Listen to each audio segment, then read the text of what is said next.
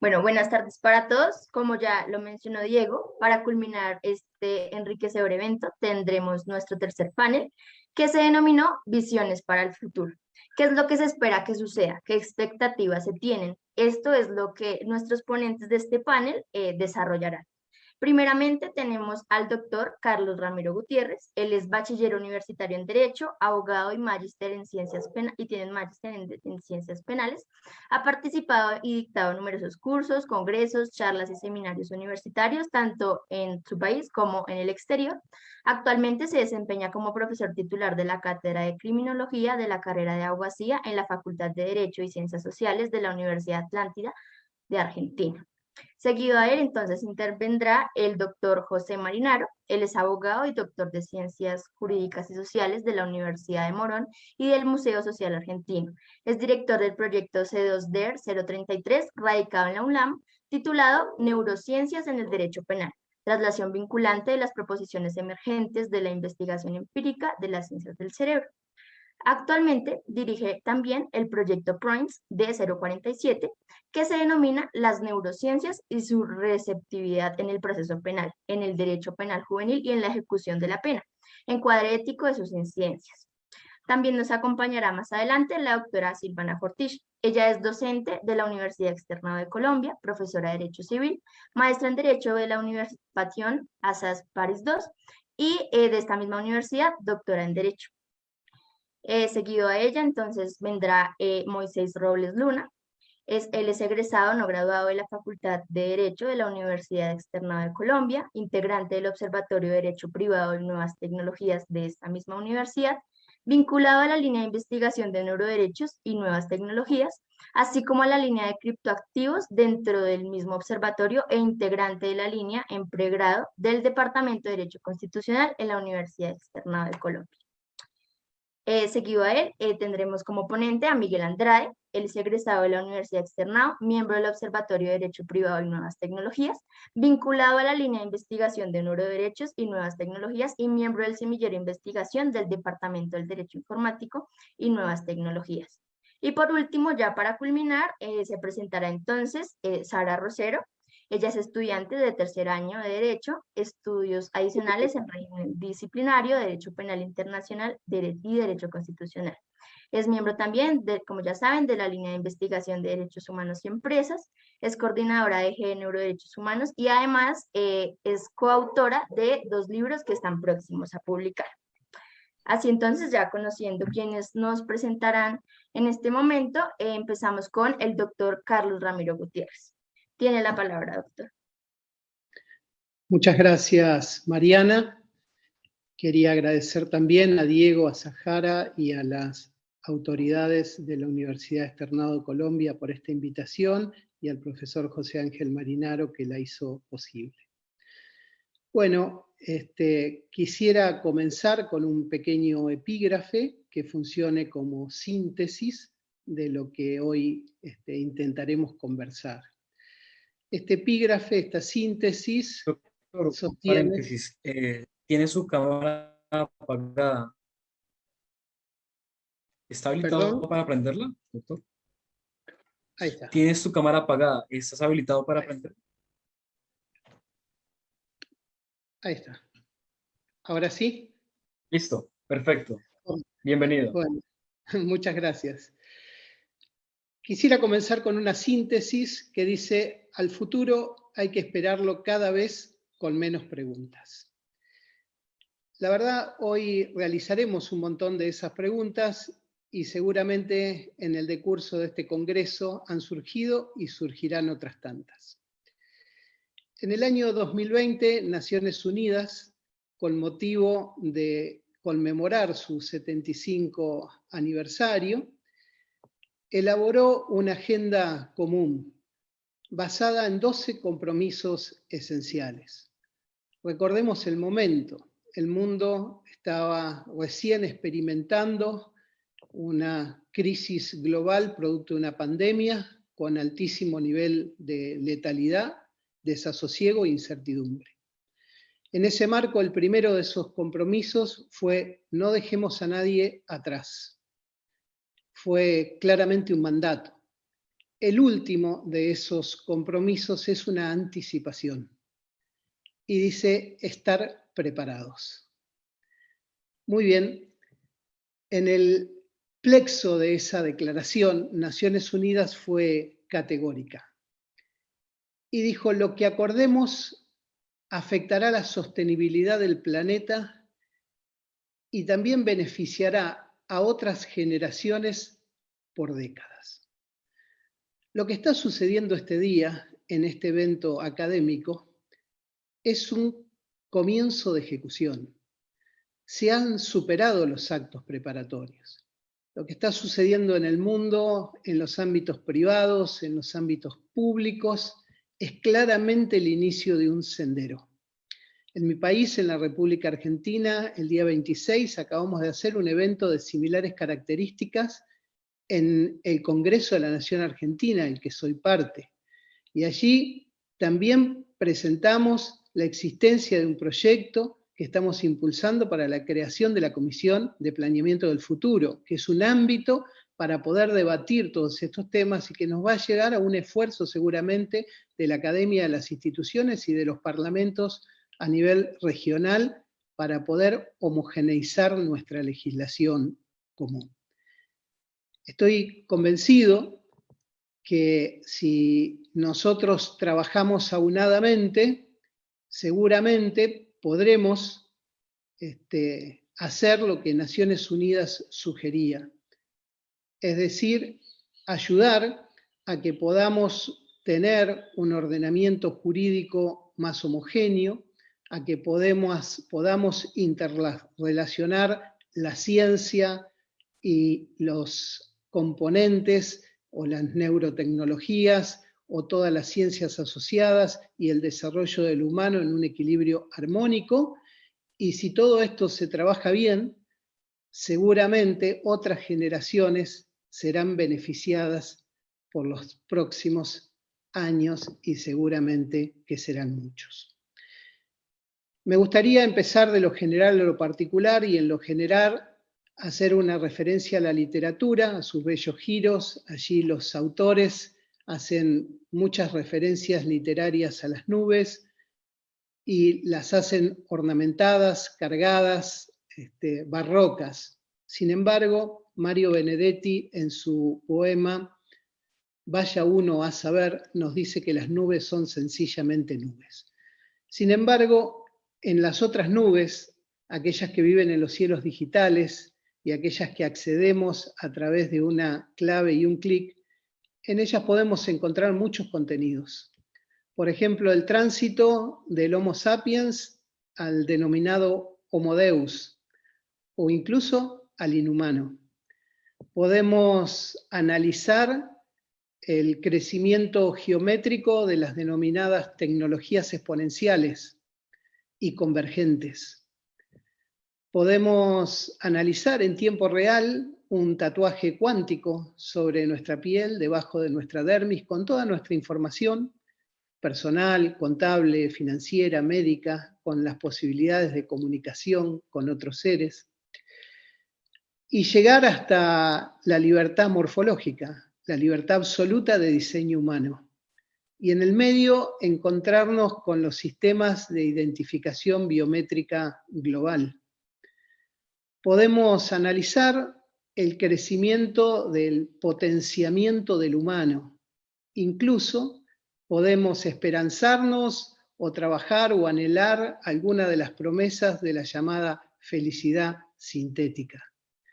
Y hasta que en 2017 un humanoide llamado Sofía adquirió la ciudadanía saudí, se habla o podemos empezar a programar la personalidad electrónica, los derechos robóticos y hasta los derechos humanos de cuarta generación.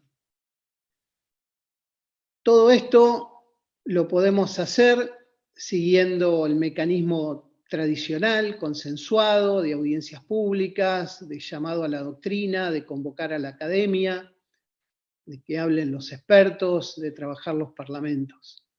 Lo podemos hacer desde un humanismo avanzado, lo podemos hacer desde un transhumanismo o podemos incluso trabajar, pensar la existencia de un poshumanismo, o emulando a Benedetti, vaya uno a saber, y le agregaríamos nosotros, ¿qué más?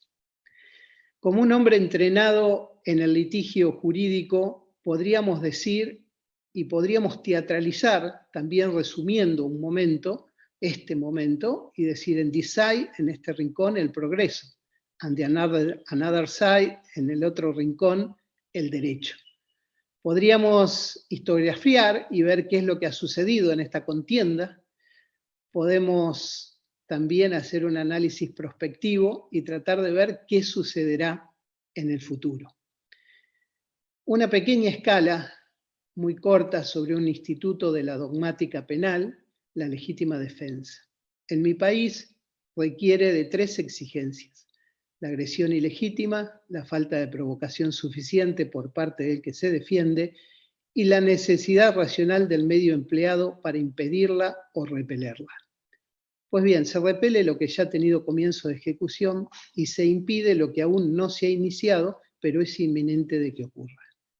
En estos momentos de un presente donde se desarrollan nexos causales de inminente ocurrencia o incluso de indefectible ocurrencia, en un presente signado por excursiones de pesca sobre los datos, sobre los contenidos, sobre la fuente, sobre lo privado, sobre la personalidad e incluso sobre la identidad, muchos podrían preguntarse, ¿debemos actuar en legítima defensa respecto de alguno de los contenidos y avances de las neurociencias o las neurotecnologías?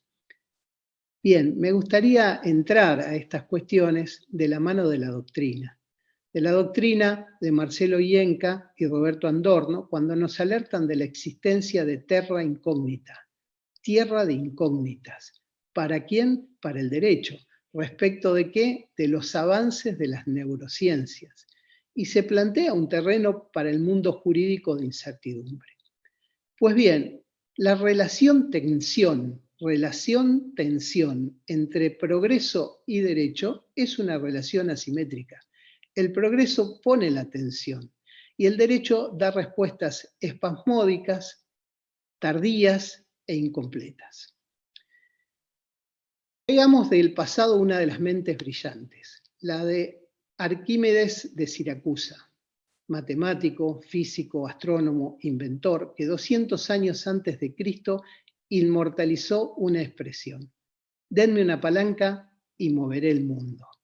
Pues bien, en un mundo mecanicista de causas y efectos, él pensó que con una palanca y un buen punto de anclaje, el hombre conquistador podía avanzar sobre todo lo conocido, el mundo.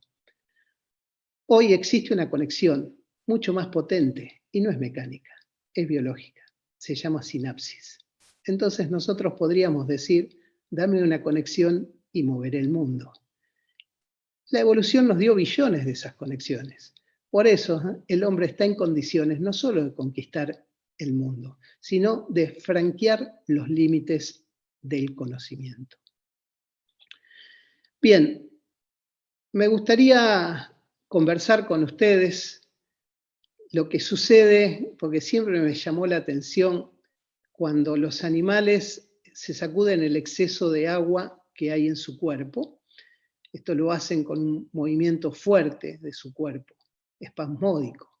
Que es el siglo del entendimiento del cerebro, el cerebro ha de sacudirse fuerte y ha de sacudirse para evolucionar. Por eso, lo primero que ha de hacer nuestro cerebro es eliminar las intermediaciones. Y así como el Internet de las cosas y así como la inteligencia artificial empezaron a reducir las intermediaciones materiales, su padre biológico, el cerebro humano, tampoco desea facilitadores ni intermediadores en su tarea de interconexión. La quiere directa, la quiere inmediata, la quiere ya, la quiere de cerebro a cerebro. En mis tierras, en el siglo XIX, un docente, un escritor, presidente de la República, Domingo Faustino Sarmiento, elaboró una obra que se llama Civilización y Barbarie. vida de Juan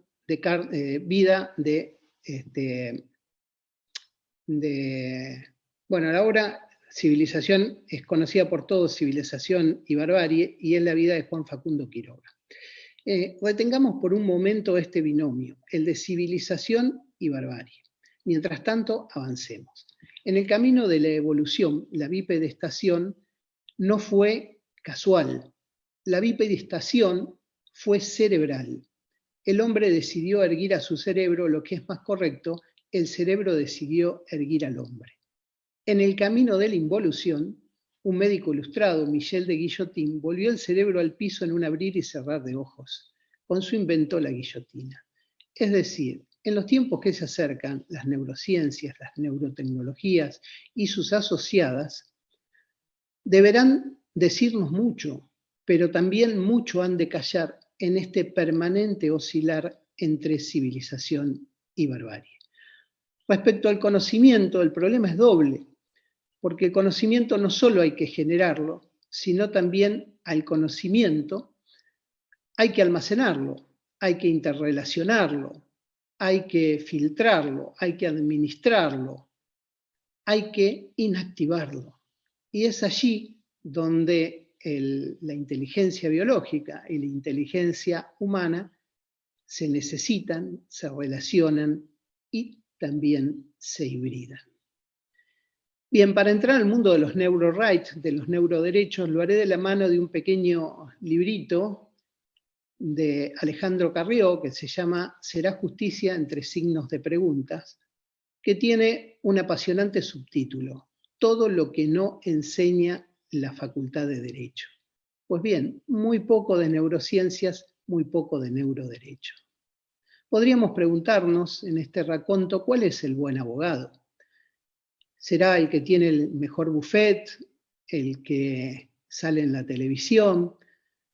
Tal vez el mejor abogado sea aquel que a través del conocimiento que tiene de su caso concreto y del tribunal al que le toca intervenir, puede predecir o anticipar el resultado del pleito. También podríamos preguntarnos quién es el buen abogado, el buen juez, perdón.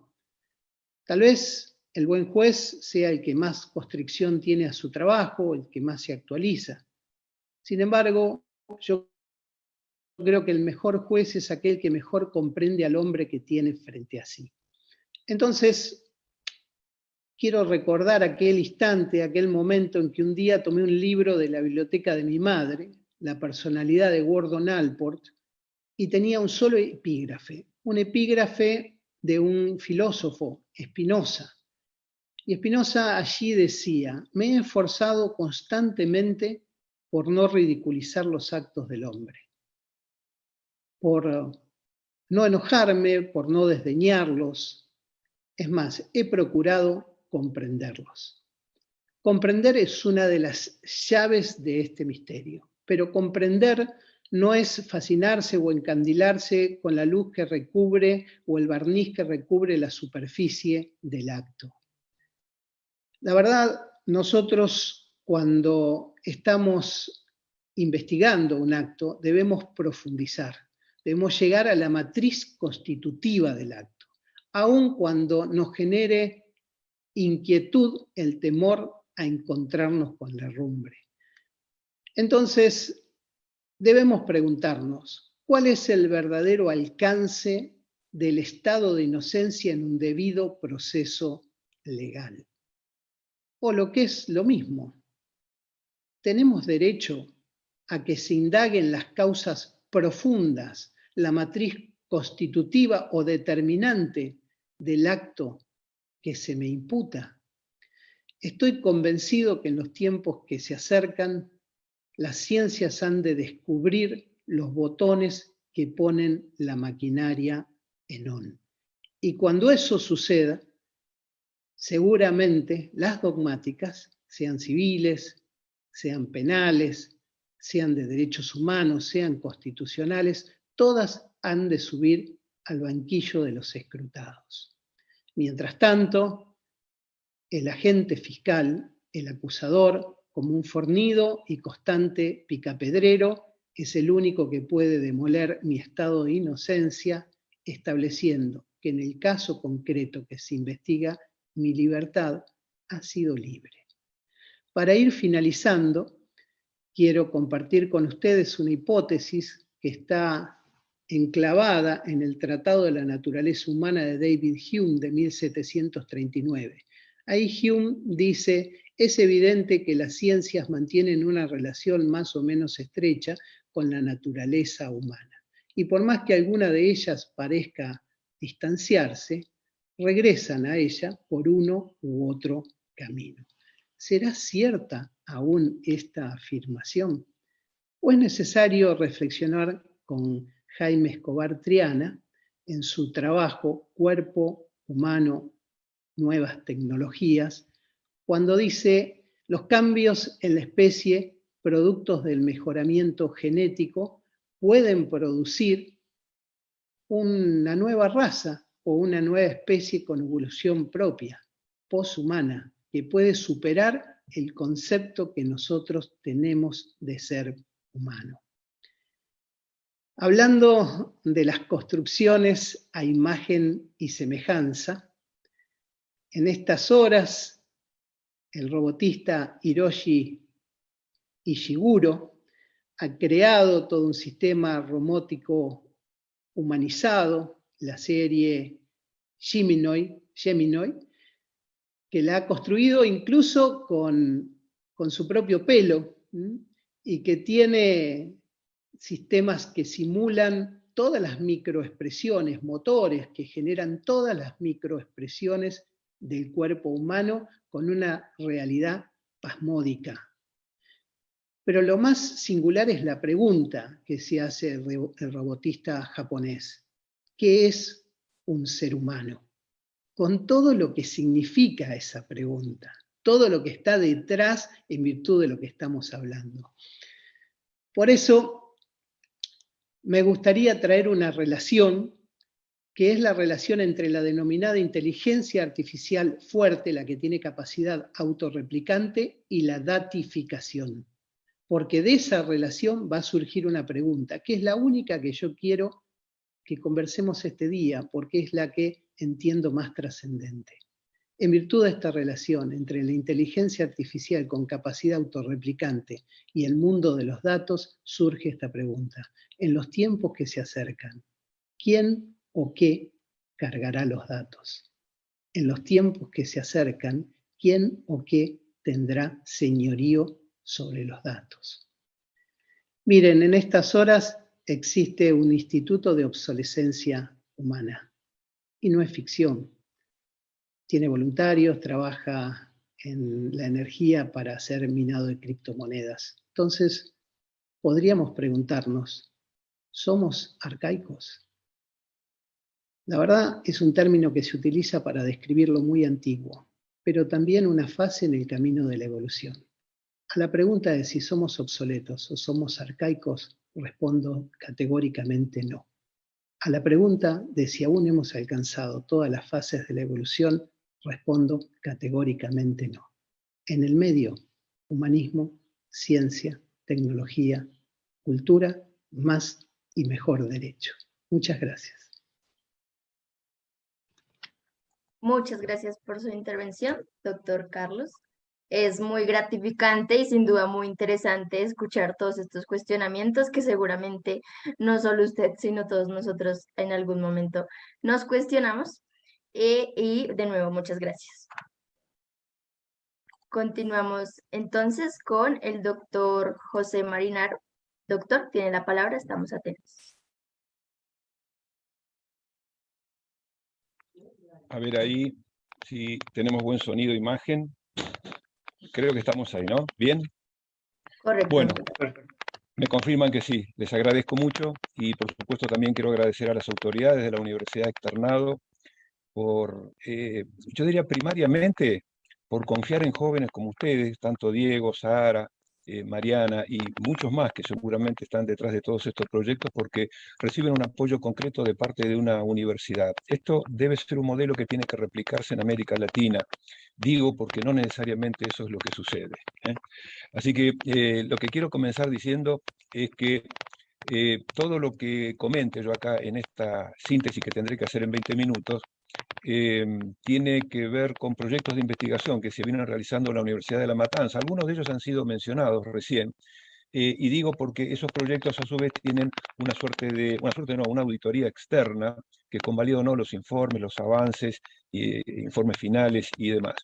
Las producciones van por lo general a parar a algunos sitios donde no necesariamente luego son consultados, ¿no? Algunas suerte de ciberespacio donde quedan ahí agrupados enormes cantidades de esfuerzos que no siempre son consultados. De la experiencia que nosotros tenemos, hemos llegado a la conclusión, luego de estos 3 proyectos que han llevado ya prácticamente 6 años de investigación, nos han llevado a la conclusión de hacer un análisis vinculado con los obstáculos que hemos nosotros advertido a lo largo de cada uno de los proyectos con los distintos integrantes. Déjeme decirles que por lo menos en la actual composición del proyecto D066, que es el que motiva esta intervinculación con un montón de colegas del exterior, realmente ha sido gratificante ver cómo estamos empezando a tener una mirada común de carácter interregional. Y cuando digo de los grandes obstáculos, nos dimos cuenta de algo muy sencillo. El primer gran obstáculo, lo dije justamente en la charla que compartimos en el seminario al cual aludió el diputado Carlos Ramiro Gutiérrez el día viernes 26 en la Cámara de Diputados de la Nación Argentina. Justamente allí lo que estábamos diciendo es que el gran obstáculo empezó siendo el desconocimiento. Entonces, de cara a ello, lo que estuvimos tratando de hacer es de avanzar por aquellas zonas donde pudiera comenzar a difundirse. Es decir, sacar también de alguna manera de los planos académicos estrictos, como son las maestrías o los doctorados, que por supuesto que tienen que tener su espacio para expandir este conocimiento, pero en realidad ese desconocimiento empieza primariamente por los propios ciudadanos. De manera tal que los primeros pasos que dimos, pequeños pero importantes, significaron colocar en la asignatura de Derecho Penal Parte General de la Universidad de La Matanza, esto siempre tiene el buen tino de mencionarlo el colega Eric García López, y comenzamos a dar clases en la universidad, hace 2 años que estamos dando clases, y lo que yo quiero comentar es la experiencia que se siente a partir de poner en práctica algunos de los intentos nuestros por difundir. Así que los alumnos ya estudian con material de última generación, que son el material últimamente producido por los grandes pensadores. O sea, por sacar alguna cuenta, en la última clase hemos estado estudiando con textos de José Carlos Porciúncula, el brillante penalista brasilero, que elabora una teoría que va a traer cola, aquello del retribucionismo diacrónico de tono remozado y más humanístico. Así, los alumnos de la Universidad de La Matanza están estudiando con esos textos. También hemos considerado la posibilidad de hacer en términos de lo que se llama transferencia, en materia de lo que son proyectos de investigación, de llevar esto inclusive a las escuelas secundarias.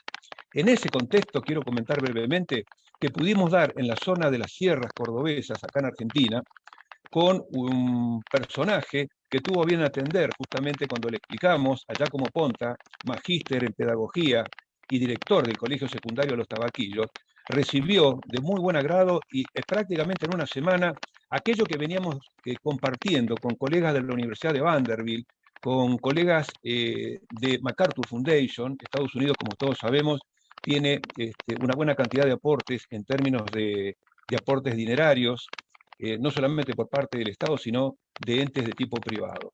Entonces pusimos en marcha ese proyecto, lo suspendimos porque la pandemia afectó esas actividades, pero también de nuevo aparece esta otra marca que yo quiero resaltar acá, la experiencia, el vivenciar que los destinatarios del mensaje no solamente están interesados, sino además que se les abren otras oportunidades de concebirse a sí mismos. Y también, por supuesto, esto gracias a una idea del colega neurocientífico del grupo, Guillermo Scaglione, el proyecto de neurociencia popular. ¿En qué consiste este proyecto? Es muy sencillo. Abrir las puertas de la universidad a los vecinos de la misma universidad. Esto comenzó siendo un proyecto con unos 40 o 50 concurrentes y luego, debo decir, no alcanzaban las aulas como para poder cubrir las necesidades de atención de toda la gente que venía. Y por supuesto, hay algunas cuantas anécdotas, no voy a tener mucho tiempo porque quiero luego detenerme un poquito más en las propuestas que tenemos. Hay algunas novedades interesantes, algunas anécdotas en cuanto a qué han hecho algunos de estos concurrentes en alguna jornada internacional, donde hicieron preguntas que llevaron a pensar que eran alumnos de mucho conocimiento de neurociencias y se trataba de vecinos del barrio. Bien, a ver, de cara a las grandes preguntas, porque acá se han abordado temas que son sumamente relevantes y se han tocado, por lo menos los temas que tienen que ver desde el punto de vista jurídico, que es el área que a nosotros nos toca, los aspectos del derecho de tipo sustantivo, el derecho de tipo material. Allí podríamos agrupar todas las propuestas de estilo, a ver, Juste, Gehring, Genser, Harman, Andrea Lavazza, Somaggio, Masoca y por supuesto Ienca y Andorno, el argentino Andorno. Es decir, ahí tenemos un contenido material que lo que yo creo que debemos hacer, por lo menos en nuestra Iberoamérica, es enfocar el estudio también de si estamos de acuerdo o no con ello. Podemos tener visiones de necesidad de coberturas de espacios no resueltos, o podemos tener visiones un poquito más escépticas. Creo que Diego tiene en ese sentido una visión que yo la rotularía una especie de escepticismo esperanzado, ¿no? Pero el tema es que debamos discutir entre nosotros, darnos la oportunidad de discutir no solamente esas cuestiones que tienen que ver con esos derechos de fondo, sino también tener en cuenta este aspecto, que si se quiere geojurídico, ¿no? El lado interno y el lado externo de los estados que conforman la región, porque hay una tarea hacia el lado interno. Por eso es importante lo del diputado Gutiérrez promocionando que sea nada más ni nada menos que la Casa de las Leyes la que acoge y reciba a todos quienes venimos investigando profundamente, y no solamente en el área argentina, sino, como dije recién, con los colegas del exterior. Y también hay que mencionar ese otro lado, que es el lado externo. Los estados también tienen que pensar en lo que se denomina neuro-rights, o ya más bien los neuroderechos vinculados a derechos humanos. Esto ya es el plano externo, donde por lo general las constituciones regionales han introducido en sus ordenamientos internos los contenidos materiales de las convenciones. En este caso, por ejemplo, la Convención Americana de Derechos Humanos. Lo que quiero decir es que no solamente debemos hacer un espacio para los lados internos donde, por ejemplo, podemos recibir y considerar propuestas como las de Reinhard Merkel, Jean-Christophe Bublit, sobre la posible creación de algún delito novedoso en cuanto concierne a la vulneración sensible, importante, de la autodeterminación mental. Es decir, esto sería un ejemplo de tantos que nosotros podemos traer acá a colación. Algunos también han sido mencionados y rozados en las expresiones de algunos de los colegas. Recuerdo algunas afirmaciones de José Manuel Muñoz que llevan un poco en este camino. Pero la primera cuestión que queremos marcar en relación al lado externo es que todas esas postulaciones que se están haciendo, y muy concretamente me refiero a un trabajo, a una publicación de precisamente este año, donde Rafael Juste con Jared Genser y Stephanie Harman han planteado en un título que es indicativo del contenido.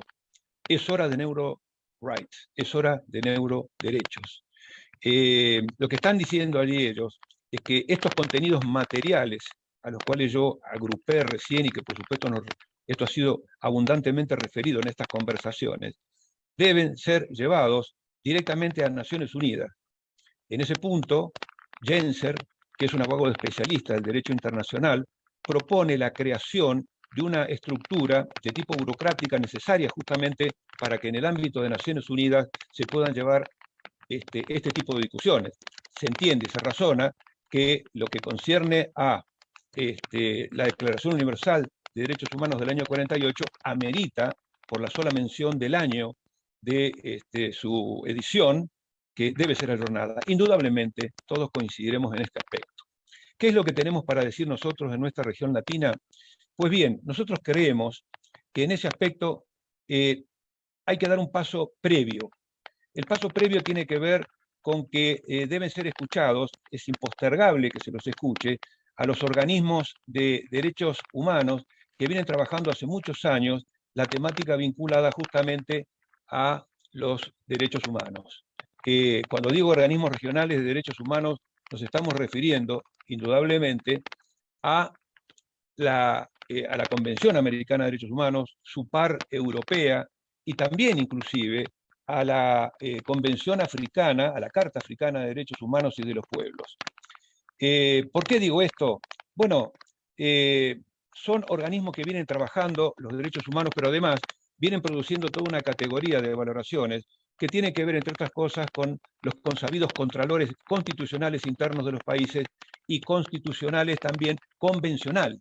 Es decir, el derecho externo unido en una interpretación que mantenga líneas de uniformidad, de manera tal que indudablemente esos derechos supranacionales van a tener una correlación, no solamente normativa, sino de interpretación y alcance. Esto es interpretación jurídica pura. Bien, entonces, para ello, creemos que ya la Corte Interamericana, no solamente en su faz de tipo contenciosa, sino en otra labor muy importante, no menos importante, que tiene que ver con la labor en las relatorías especiales. Es decir, si repasamos un poco ese espacio, la propia estructura prevé relatorías especiales donde precisamente se tocan temas, se desarrollan temas, se consideran y que luego son llevados tanto a la Comisión como a la Corte Interamericana en los casos en que se produzcan litigios. Pues bien, relatorías sería un ámbito, y no menos importante sería la otra alternativa de las opiniones consultivas de la Corte. El artículo 64 de la Convención claramente establece esa posibilidad. Acá, por supuesto, son los estados los que les son legitimados activos para llevar adelante esas proyecciones. Claro, ¿por qué sucede esto? Bueno, comprendemos que Estados Unidos, al no haber suscrito todavía la Convención Americana de Derechos Humanos, tenga toda una especie de generación literaria que se ciñe prácticamente a el sistema de enmiendas. En eso voy a repetir lo que vengo diciendo. Claro, hay identidades materiales en todas estas normativas. ¿Quién no va a estar de acuerdo con que debe prohibirse la autoincriminación forzada? Y mucho menos si esas cuestiones también se pretenden hacer de la mano de las neurotecnologías. Así que allí tenemos un espacio donde nuestra opinión va en disidencia, pero en este sentido, creemos que hay actividades a corto o mediano plazo, léase temas vinculados a las relatorías especiales, y también las que tienen que ver con largos plazos, donde es absolutamente coherente y congruente que se pueda llevar estas inquietudes a Naciones Unidas. Miren, no solamente es un trabajo de tipo de análisis semántico, de resistencia semántica de las normas que también debemos tratar, eso se ha dicho acá, sino también que tiene que ver con los contenidos de tipo antropológico, culturales de cada región. A ver, por ejemplo, el concepto mismo de privacidad, del que tanto se habla, tanto en el sentido previo a las neurociencias y a las neurotecnologías, como en el sentido discutido actual, que acá abundantemente ha sido referido. ¿Acaso la privacidad es lo mismo, dije, en Namibia que en Miami o que en la provincia de Córdoba, en la República Argentina? Bueno, esas son las discusiones que nos tenemos que dar y son las discusiones que estamos llevando también a la Asociación Mexicana de Neuroética, con lo que agradecemos a Karen Herrera Ferrá que también tome la posta en llevar esta idea a organismos como organismos de tipo institucionales internacionales. Bien, a ver, estoy hablando de propuestas, no sé cómo vengo con el tiempo y no me quiero quedar corto con una novedad. Precisamente cuando hablamos de derechos materiales y sustanciales, debemos hacer referencia también a esas otras formas que son los derechos de tipo instrumental. Es decir, esta idea se engloba de algún modo, desde el punto de vista del sostén teórico, en el garantismo de Ferraioli. Bien, Mariana, gracias. El garantismo de Ferraioli, que es un garantismo que precisamente conjuga tanto el derecho de fondo como el derecho de forma. En este punto, nosotros creemos que las previsiones que se vayan a realizar respecto de futuras regulaciones también deben abarcar la cuestión vinculada a los derechos de tipo formales. Lo anuncié justamente el viernes y quiero acá también este pequeño bebé que nace de la mano de José Manuel Muñoz y de quien suscribe, que es el habeas cogitaceo. Habeas cogitaceo como englobado dentro de un sistema de garantías que iría en la línea de los amparos, del habeas corpus, del habeas data, que casi todos los países de la región tienen cubierto. Creemos que esto también puede ser de interés para otros países ajenos al área iberoamericana. Así que lo estamos desarrollando y por supuesto sería un mecanismo de protección, como es la propia naturaleza de lo que es el habeas corpus, veloz, rápido, donde por supuesto los jueces van a tener que saber de qué se trata, los peticionantes van a tener que saber de qué se trata, y esperamos que luego de las gestiones que estamos haciendo, el público también sepa de qué se trata. Así que, haciendo una síntesis, nosotros, por supuesto, con todas estas ideas, lo que estamos abogando es por direccionar el camino de las actividades que vamos a llevar adelante, a achicar las asimetrías regionales y globales. Debemos también estar unidos en nuestra región iberoamericana para evitar que nuevamente las hegemonías de dominio de las grandes potencias ocupen el espacio y nos digan qué es lo que tenemos luego que consumir y producir y qué es lo que tenemos que pensar. También debe darse lugar a la creación de órganos de tipo representacionales parlamentarios, red de parlamentarios, por ejemplo, interesados por las neurociencias, neurotecnologías y neuroderechos. El camino que comienza a hacer la Argentina, que ya lo empezó a hacer Chile, hay ya manifestaciones en Uruguay, por suerte Colombia también, bueno, pero debe ser todo de manera lo más pareja posible, porque con esas gestiones vamos a tratar de capacitar no solamente al ciudadano que ignora cuáles son las posibles lesiones actuales y futuras de derivados de los temas vinculados a neurotecnologías y sus malos usos, sino que además los abogados van a estar capacitados, los jueces van a estar capacitados y fundamentalmente también, veo la cara de Gutiérrez, del diputado, también hay que capacitar a los legisladores. Allí vamos a hacer un trabajo bastante más completo, por eso el proyecto de comisión bicameral yo creo que lo vamos a exhibir, lo vamos a mostrar, es un modelo de trabajo, se puede discutir, se puede conversar, pero además quisiéramos que esto tenga, digamos, una proyección de tipo regional. Cierro sencillamente diciendo que tenemos material para ello. Hay muchas enumeraciones que yo puedo hacer, pero a los colombianos les quiero decir, tenemos material humano. A ver, un Rodolfo Ginás es un ejemplo bastante elocuente de que tenemos material con que realizar estas actividades. En nuestra síntesis de qué aportes hemos hecho aportes en materia probatoria, de admisibilidad probatoria, están algunos artículos, cierro simplemente mencionándolo en este sentido, y también creemos que hay que hacer un trabajo de comparación de lo taxonómico producido como derecho material y sustancial en relación a las letras concretas de la Convención Americana de Derechos Humanos. Hay ahí un desafío para llevar adelante esas interpretaciones que permitan una orientación también a quienes van a generar no solamente la parte difusiva, sino la parte esencialmente legislativa. Quiero cerrar felicitándolos de nuevo. Yo creo que hemos marcado por lo menos las líneas generales de toda una discusión que podemos reiterar y profundizar en cualquier otro momento. Y repito, celebro que una universidad haga lo que está haciendo en el Externado de Colombia. Mi abrazo para todos ustedes y muchas gracias.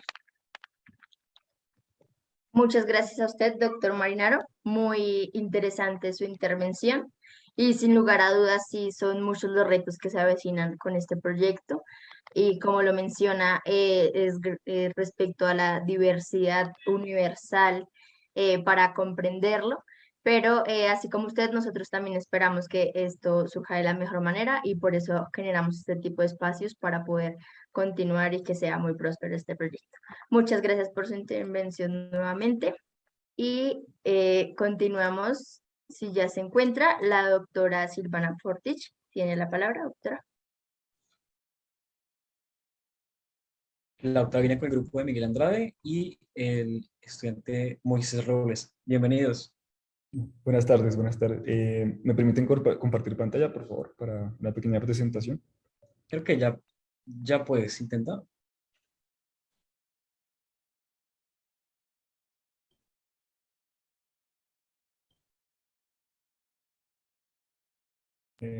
Ahí pueden ver la presentación.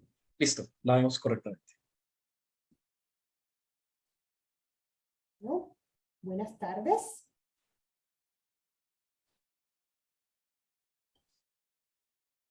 En primer lugar, en nombre de Moisés, Miguel y el mío, y del Observatorio de Nuevas Tecnologías y Derecho Privado, queremos agradecer al Departamento de Derecho Constitucional y al Observatorio de Derechos Humanos y Empresas por esta atractiva invitación. En especial a Diego Borbón por toda la gestión y el apoyo, así como al profesor Julián Tole por su apertura a estudiar todos estos temas. En esta ocasión venimos a compartir algunas ideas sobre los retos de la autonomía privada de cara al disruptivo avance de las neurotecnologías. Tema apasionante. La voluntad humana ha sido estudiada desde casi todas las áreas de las ciencias sociales y naturales, y aunque ha sido generalmente entendida como la capacidad humana para decidir con libertad lo que se desea y lo que no, no caben dudas de que dependiendo del acercamiento epistemológico del de que se analice, existen miles de matices en el contenido de su concepto. En la voluntad vive el poder creador del ser humano, pues este es el medio para que el ser pueda manifestar para sí mismo y para el mundo su intención como fuerza viva y latente. La voluntad humana existe, y estimar si ésta está determinada o si es totalmente libre ha sido objeto de debates desde hace siglos para los filósofos, científicos y místicos de todo el mundo. Y realmente ha sido reciente el hecho de que la ciencia, y específicamente la neurociencia, haya pretendido defender una u otra postura. Así, se evidencia que la voluntad se ha entendido entonces como la manifestación externa del poder volitivo del ser humano. Sin embargo, la información con la que los teóricos de este campo han trabajado hasta el momento se quedaba hasta el estudio del fenómeno social, político y jurídico. Pues hasta ahora no había posibilidad de entrar al cerebro humano y conocer cómo está anatómicamente configurado. Todo había sido hasta el momento especulación y con base en esta se han construido monumentos dogmáticos sobre los cuales se estructura el paradigma de la libertad y de la autonomía. Muestra de lo anterior se da cuando definimos lo que es la voluntad a partir de un acercamiento jurídico, un concepto como base de todo un sistema de derecho. Pensemos en el dogma de la voluntad, en el voluntarismo francés, que toma la idea de que el ser humano goza de una libertad, una voluntad libre para estructurar un modelo político y jurídico de gran relevancia. Uno de los puntos de inflexión está dado por el hecho de que la tecnología neuronal permitirá conocer anatómicamente el marco causal de la formación y expresión de la voluntad, y de ese modo decodificar cómo el sistema nervioso de una persona construye una decisión. Podremos comprender el curso de este proceso y así también ver cómo este proceso se vería afectado.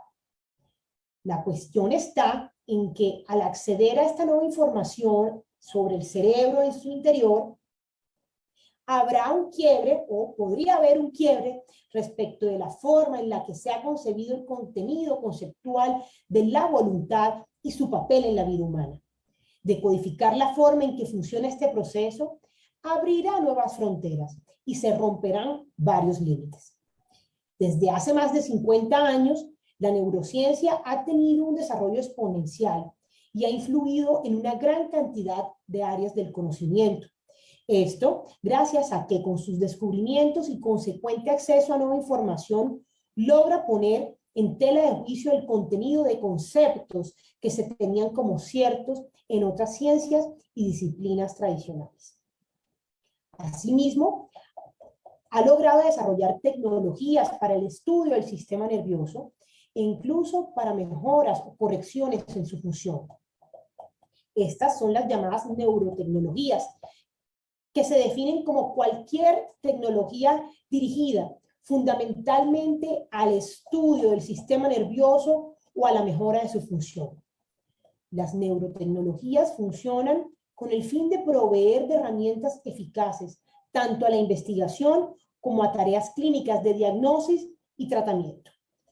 La importancia de estas consideraciones nos hace cuestionarnos sobre la vigencia de ciertos postulados estructurales del derecho civil, y lo haremos a través de la revisión conceptual del contenido del postulado de la autonomía privada en una primera parte de la exposición a cargo del miembro del observatorio Moisés Robles, para luego pasar a realizar un análisis de los riesgos y beneficios que implicaría el uso de las neurotecnologías de cara al planteamiento del postulado de la autonomía privada.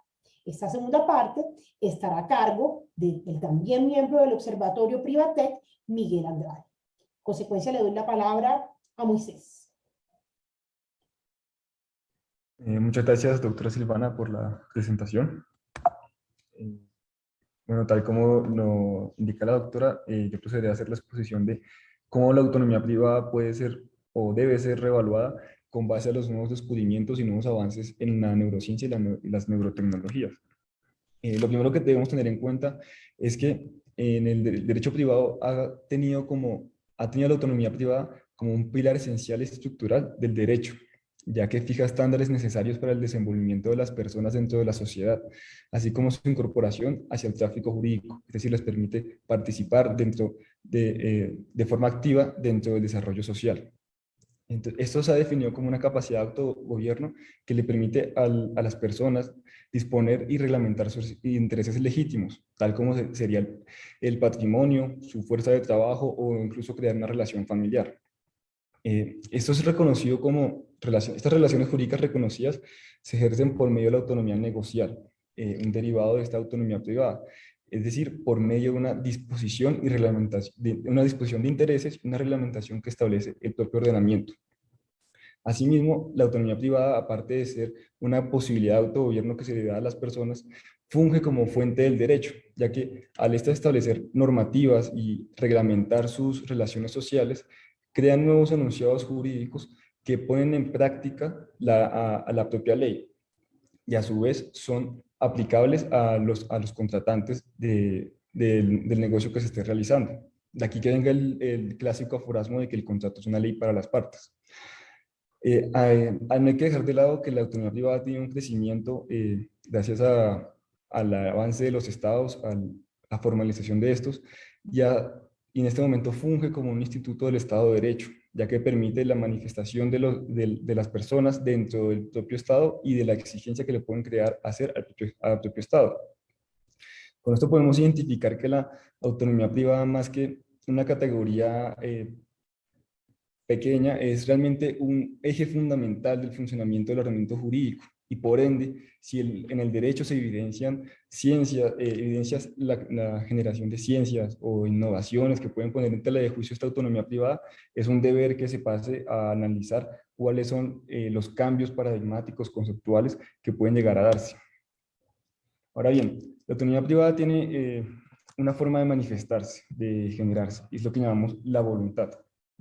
Acá con este pequeño esquema evidenciamos que existe algo llamado voluntad interna, algo que se genera en la psique y que por una tradición socrática y escolástica, donde se presume que la voluntad interna, la que se crea dentro de la psique del ser humano, es siempre libre, esta no es tenida en cuenta dentro del desarrollo teórico del derecho. Porque acá se tiene en cuenta el tema de la declaración de la voluntad interna, porque por medio de esta declaración es que yo le puedo manifestar a mis asociados, a la sociedad en general, de que quiero obligarme, quiero hacer parte de ese tráfico jurídico, permitiéndome entonces hacer un ejercicio de la autonomía privada.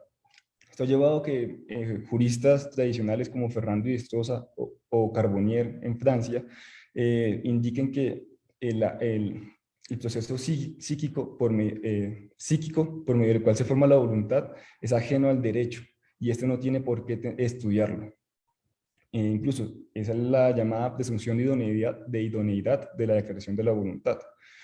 Otro ejemplo de que no se tiene en cuenta esta voluntad interna es que si revisamos los vicios del consentimiento, todos van dirigidos a hechos externos al sujeto, hechos externos como el dolo, la fuerza o el error, que pueden llevar a que la manifestación de la persona no sea la que ésta realmente consideraba.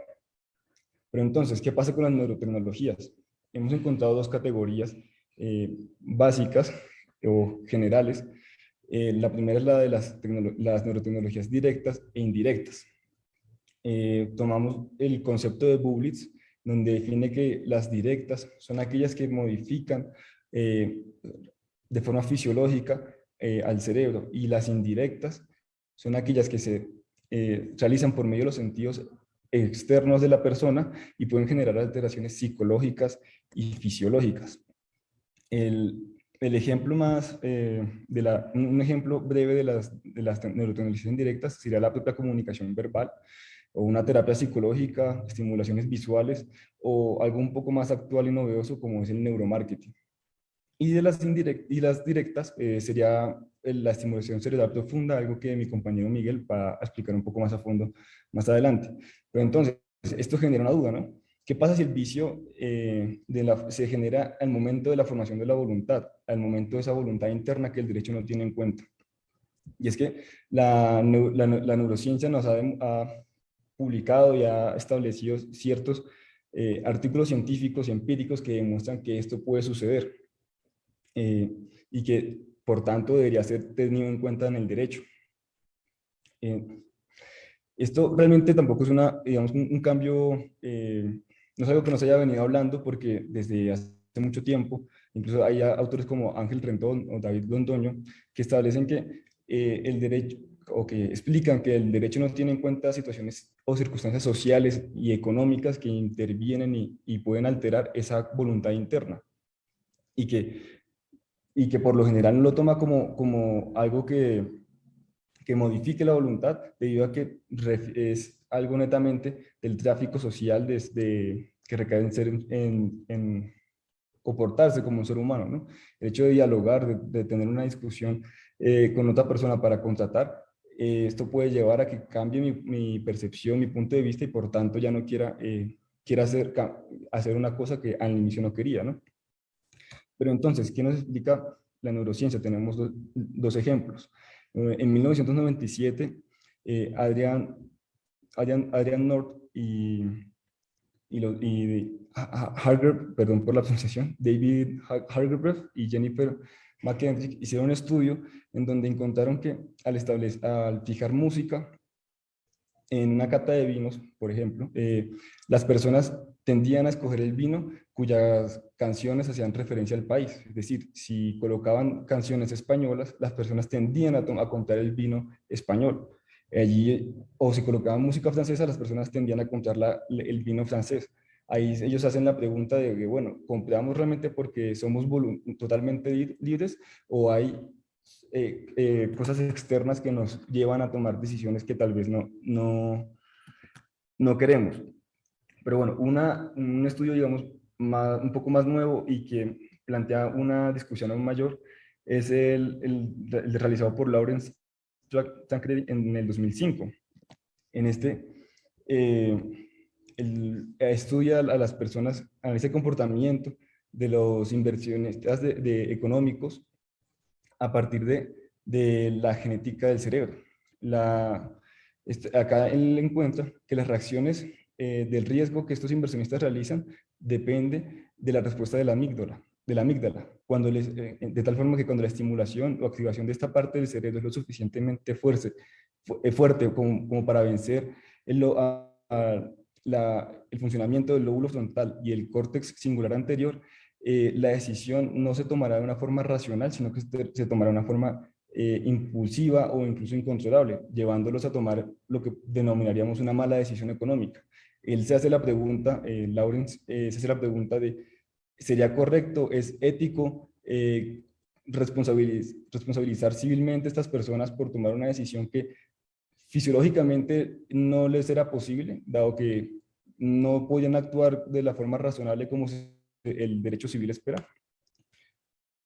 de aquí que se generen digamos, estas dudas, estas preguntas de la necesidad de reevaluar o de ampliar estos conceptos. Le doy paso a Miguel, que va a explicar de forma más específica estas neurotecnologías y de cómo pueden llegar a cambiar el paradigma de lo que concebimos como voluntad libre o autonomía privada. Muchas gracias, Moisés y doctora Silvana. Ahora bien, pues con base a lo expuesto pasaremos a concretizar algunos de los puntos planteados para dar pie a la exposición de nuestras preocupaciones y consideraciones. Quiero empezar hablando de uno de los mayores potenciales que tienen las neurotecnologías para nuestro objeto de estudio y es lo dado en la investigación y monitorización de la actividad cerebral, siendo una de las principales tecnologías usadas para este propósito la neuroimagen, como a forma de ejemplo. El empleo de estas técnicas permite la resolución de un mapeo que determina y registra espacial y temporalmente la actividad cerebral, permitiendo determinar lo que pasa en un lugar y momento determinado en el cerebro y en los procesos neuronales del sistema nervioso. Esta técnica nos permite indagar, por ejemplo, en las causas de ciertos modelos de conducta o evidenciar gráficamente cómo actúa el sistema nervioso detrás de la manifestación de alguna patología o condición médica. Qué pena. Un ejemplo clave de estas técnicas es el electroencefalograma, que es una herramienta que detecta la actividad eléctrica del cerebro mediante pequeños electrodos que son fijados sobre el cuero cabelludo. Y entonces, enfocar este potencial hacia la búsqueda del origen anatómico de lo que nosotros llamamos voluntad humana, o al menos el sentido de libre albedrío, o las formas ocultas del ejercicio de la autonomía de la voluntad, tarde o temprano nos permitirá comprender no solo a nivel temporal y espacial qué áreas del cerebro están involucradas en la toma de una decisión, sino que entenderemos cómo se determinan objetivamente los rasgos propios de una voluntad libre, o más bien descubrir si es que esto realmente existe. Es decir, vamos a evidenciar cuál es la cadena causal en el ejercicio de la formación y manifestación de la voluntad. Vamos a poder descifrar el código del funcionamiento de las redes neuronales que cumplen el papel de servir a la formación del poder creativo que vive en cada ser humano. Y entonces, poder tener acceso a esta información nos dará luces para reflexionar acerca de los clásicos predicados de libertad, de autonomía y sobre todo de voluntad. Nos enfrentamos a un cambio de paradigma y creemos que en este punto el derecho debe prestarse para servir a la protección del ser humano y sobre todo a su sana evolución. Debemos prever que la decodificación de los patrones neuronales avivará la llama del debate relativo al papel de la voluntad dentro de la teoría del negocio jurídico. Pues haciendo una revisión histórica de la voluntad en el derecho doctrinal, entendemos cómo ésta se ha servido como piedra angular en la construcción de lo que llamamos autonomía negocial y obteniendo su contenido conceptual dependiendo de uno u otro enfoque, dependiendo siempre del momento histórico y la ubicación geográfica. El punto está en que una concepción determinada del concepto de voluntad en este campo es fundante, pues bien lo decía el maestro Inestrosa, que en su momento se concibió que el elemento que determinaba la vinculatoriedad de un contrato era aquella voluntad soberana que es creadora entre las partes. Veremos que, y a forma de conclusión de este punto, las neurotecnologías nos permitirán replantearnos el valor filosófico de la voluntad en el marco de la teoría del negocio jurídico, a razón de que se va a poder entrever un entendimiento de lo que en su momento se llamó la voluntad interna o real, que no sobra decir por demás que esta fue la base o inicio fundamental de la carrera en la construcción de una teoría del negocio jurídico para un modelo liberal. Nos debemos preguntar entonces, por ejemplo, ¿cómo va a impactar el hecho de que ahora podremos descifrar anatómicamente el origen de la voluntad frente a lo que llamamos los vicios del consentimiento? Podríamos llegar a pensar que vamos a poder probar técnicamente en el marco de un proceso si realmente hubo un error en la formación del consentimiento o si existe realmente una fuerza o un dolo que afecte la formación de la voluntad en el contrato. Este es solo un pequeño ejemplo del impacto que tendrá el avance en la investigación del cerebro gracias a las neurotecnologías y que resultarán sin duda alguna fundamentales para repensar las bases dogmáticas que cimentan las instituciones del derecho privado y así actualizar la ciencia del derecho. Por otro lado, abriéndonos paso al tema relativo a las neuroprótesis y la capacidad legal, hablaremos de la Ley 1996 del 2019 de Colombia, en donde pues, podemos ver que otro potencial de las neurotecnologías son las llamadas neuroprótesis y presentan, digamos, relevancia para el derecho privado y específicamente para la autonomía privada en el campo de la capacidad legal. Algunos neurodispositivos concretan la posibilidad de reemplazar ciertas funciones anatómicas del sistema nervioso utilizando dispositivos artificiales. Esto se logra a través de la creación de modelos matemáticos que biológicamente emulan, modelos matemáticos biológicamente realistas, que emulan las funciones del cerebro. Por ejemplo, una inteligencia artificial o redes neuronales de aprendizaje. Estas tecnologías permiten que una persona discapacitada, por ejemplo, pueda corregir sus limitaciones con asistencia a una técnica o dispositivo que simula un proceso biológico que se vio afectado.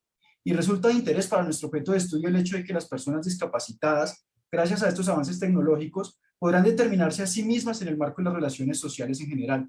Y podríamos pensar que en las relaciones jurídicas o negociales en específico. La Ley Colombiana 1996 del 19 acoge un concepto de discapacidad legal en el cual se asume que esta es cambiante y relativa. Y veremos entonces que dentro de los principios contenidos de las normas de esta ley, para nuestro objeto a consideración, brillan aquellos que son tendientes al respeto de la dignidad humana, la autonomía individual, incluida la libertad de tomar las propias decisiones, la independencia de las personas y finalmente el derecho a la no discriminación.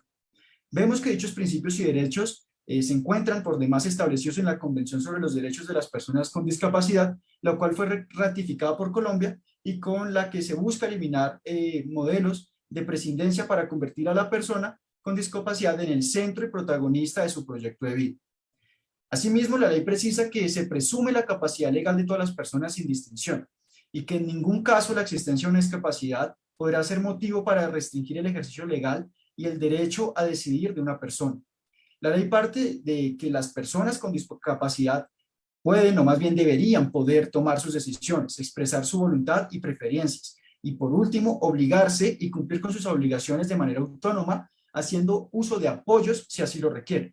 Y así las cosas, haciendo una lectura teleológica y sistemática de la disposición normativa aumentada, deberíamos poder asumir que, sin perjuicio de los riesgos propios de la aplicación específica de una intervención quirúrgica y los propios de dicha tecnología en concreto, el ordenamiento jurídico bajo los principios comentados debería ver con buenos ojos estas tecnologías, pues pareciera que estas ayudan o ayudarían mejor a realizar lo que el espíritu de la norma establece. Pensemos, por ejemplo, y a forma de un ejemplo muy simple, en la posibilidad de que una persona ciega o sorda pueda tener un desenvolvimiento óptimo en el mundo de los negocios gracias a un implante que le permita corregir aquellas condiciones que lo limitan físicamente respecto a las demás personas, y en particular frente a los participantes de lo que podría devenir en un negocio jurídico, determinándose a sí misma sin necesidad de la intervención o apoyo en otra persona para expresar su voluntad. Por otro lado, con respecto a los dispositivos o los neuromoduladores, debemos, entrever que otro de los principales potenciales de las neurotecnologías está en el marco de la intervención médica, en donde se utilizan estas tecnologías como moduladores, o mejor, neuromoduladores, para reorganizar o dirigir la actividad neuronal, superando, por ejemplo, patologías que puedan ser tratadas corrigiendo una actividad neuronal que sea anormal. En este caso o en esta oportunidad vamos a hablar de dos en específico.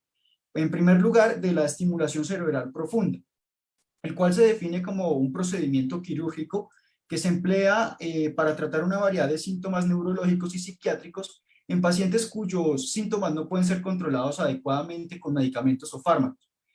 Su acción consiste en enviar estímulos eléctricos a áreas específicas del cerebro, bloqueando las señales nerviosas anormales que causan los síntomas de distintas patologías. Se ha utilizado esta técnica principalmente para tratar enfermedades neurológicas crónicas de carácter neurodegenerativo, como por ejemplo es el Parkinson, o también ha prestado, digamos, utilidad para tratar el temblor esencial, la distonia, epilepsia, el Tourette, y también se ha utilizado, por otro lado, para tratar el trastorno obsesivo-compulsivo, trastorno de ansiedad o trastorno depresivo. Bueno, dentro del uso de estas tecnologías se ha encontrado que los efectos adversos de esta técnica son amplios y significantes, pues además de los riesgos propios de la intervención quirúrgica en el cerebro del paciente, la relación invasiva de la tecnología podría desencadenar efectos adversos directos al cerebro de la persona, afectando, entre otras cosas, al comportamiento y, para nuestro punto, digamos, de preocupación, a la disposición volitiva de la persona. Pues algunos de los ejemplos de los efectos adversos pueden ser una de reactividad emocional, una desregulación afectiva, manía o hipomanía, psicosis, miriasis, empeoramiento de la asinesia, efectos sobre el humor, desviación ocular conjugada, contracciones musculares tónicas, disinesias, parestesias, depresión, alucinaciones y muchas otras afecciones cognitivas. Y más allá de lo anterior, vemos que la relevancia de los diferentes riesgos que presentan estas tecnologías se da cuando comprendemos cómo, dentro del curso volitivo de la persona, causalmente intervendrá un elemento externo, hablamos de la neurotecnología, como elemento determinante en el resultado que la persona se proyectó como agente de su propia voluntad. Por eso, se evidencian circunstancias en donde las decisiones motoras son determinadas por la tecnología, y no es exclusivamente el propio sujeto quien puede causalmente establecer la forma de disposición de su propio cuerpo. Y el mismo problema lo evidenciamos cuando se pretenden corregir determinados comportamientos propios de distintos trastornos como es la ansiedad, la depresión o el TOC. Y en últimas, la preocupación está dada o servida frente a la evidencia de cómo esta tecnología se va a determinar como un elemento causalmente necesario para el ejercicio de la autonomía, obviamente en términos generales, y la consecuente formación y expresión de su voluntad.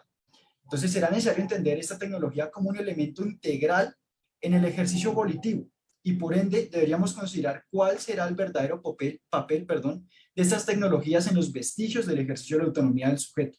Por ejemplo, en un eventual marco negocial o en un eventual juicio de responsabilidad civil. Por otro lado, otra neurotecnología que nos permite entender, creo yo, de mejor manera nuestra preocupación es la interfaz computador-cerebro. Estas son sistemas que decodifican la actividad neuronal del paciente, como por ejemplo puede ser a través de señales eléctricas, campos magnéticos, flujo sanguíneo, con la finalidad de controlar dispositivos, que pueden ser prótesis, sillas de ruedas, exoesqueletos, para permitir devolverle al paciente la posibilidad de disponer de su voluntad, por ejemplo, y ya de manera más específica, hablando de la disposición de las funciones motoras de su propio cuerpo. Y así las cosas debemos comprender el alcance y la relación entre el paciente y la tecnología. Pues de forma más puntual diremos que esta tecnología es un sistema que mide la actividad del sistema nervioso central y la convierte en salidas artificiales que reemplazan, restauran, mejoran o suplementan salidas o procesos naturales por parte del sistema nervioso central. Básicamente, y de forma muy simple, significa esto que las interacciones que ocurren entre el sistema nervioso central y el ambiente externo a la persona se realizan a través de la tecnología. Lo anterior nos debe hacer entender que la tecnología va a ser parte de lo que objetivamente va a fungir como la manifestación de la voluntad de la persona. Y por tanto, el sujeto normalmente llegaría a sentirse responsable, o más bien se debería esperar que se sienta responsable de lo que logre realizar a través de esta tecnología. Y por eso, aquí a forma de una pequeña conclusión, las acciones que éste realice a los ojos del ordenamiento jurídico serán compuestas causalmente tanto por su sistema nervioso central como por la tecnología que le asiste. Y entonces, aquí debemos considerar que la intervención de una herramienta externa a la formación biológica y expresión objetiva de la voluntad de la persona significa, sin lugar a dudas, que hay una disrupción en el concepto de autonomía de la voluntad, específicamente y en este caso, en lo relativo a la manifestación de esta y sus formas para ello.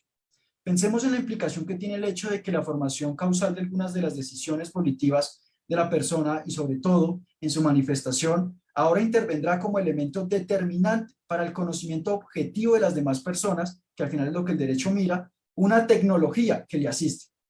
Entonces, pensando en la forma en la que esta herramienta se integrará con el sistema nervioso central, debemos decir que las decisiones que tome la persona y que se materializarán a través de la interfaz cerebro-computador siguen siendo suyas y por tanto la persona se debería poder sentir responsable de las acciones que realice. Pero, ¿qué pasaría cuando el resultado de la intención del sujeto falla? Y por ejemplo, el movimiento premeditado o intencionado no se da tal cual como él lo pensaba. ¿De quién sería el error? ¿De la persona, de la máquina, de la inteligencia artificial que interpreta la actividad neuronal? En fin, pensemos, por ejemplo, en una circunstancia en la cual la tecnología no logre interpretar correctamente, o mejor, interprete de forma errónea la señal mental del sujeto, o mejor, la señal neuronal del sujeto, dado a un problema propio de la sistema de inteligencia artificial que se encargaría de procesar los datos que indican los impulsos neuronales de la persona. Digamos que esto ocasionaría en últimas que la neurotecnología actúe y se exprese de manera distinta a como el sujeto determinó según su voluntad. Y en este plano nos es relevante considerar cómo en el actuar de la persona que representa un único centro de imputación jurídica podrían concurrir nexos causales en la formación y manifestación de una voluntad, que se podrían excluir entre sí en cuanto a la formación interna y lo que el sujeto terminaría manifestando gracias a la tecnología. Veremos entonces que el carácter disruptivo de esas tecnologías hará necesario, sin duda alguna, volver a considerar las bases conceptuales de los elementos propios de las instituciones que dan vida al derecho privado. Y como ya vimos muy parcialmente, todas aquellas situaciones jurídicas que viven latentes gracias al reconocimiento de la autonomía de la persona deberán repensarse a razón de que su base conceptual, es decir, la autonomía, se verá en la necesidad de reevaluarse, pues no es poca cosa pensar que a partir del uso de estas neurotecnologías habrán personas que podrán disponer de su voluntad, sea creándola o expresándola únicamente y exclusivamente a través de su integración con la tecnología. En nuestros ejemplos lo vimos a través de una interfaz que conecta el cerebro con un computador o a través de una estimulación cerebral profunda. Así entonces concluimos con cuestionamientos de carácter fundamental. Pensemos, ¿será pertinente que la ciencia del derecho se dirija a reevaluar sus postulados para permitirse acoplar al ordenamiento jurídico con una nueva realidad que se nos muestra? Y además nos preguntamos, ¿sería posible mitigar riesgos y encontrar soluciones a partir de normas jurídicas proyectadas a partir de los principios internos, llamémoslo así, que viven en el derecho? O más bien necesitaremos una integración interdisciplinaria. ¿La solución se dará desde la interpretación integradora de los principios o debemos ir más allá y crear unas categorías jurídicas? Digamos que más que respuestas nos surgen preguntas y pues es un largo camino por recorrer para pensar y mirar sobre todo la identificación de riesgos para presentar propuestas y llevar adelante una sana evolución del ser humano. Muchas gracias y doy paso a mi compañero Moisés para que dé una pequeña conclusión.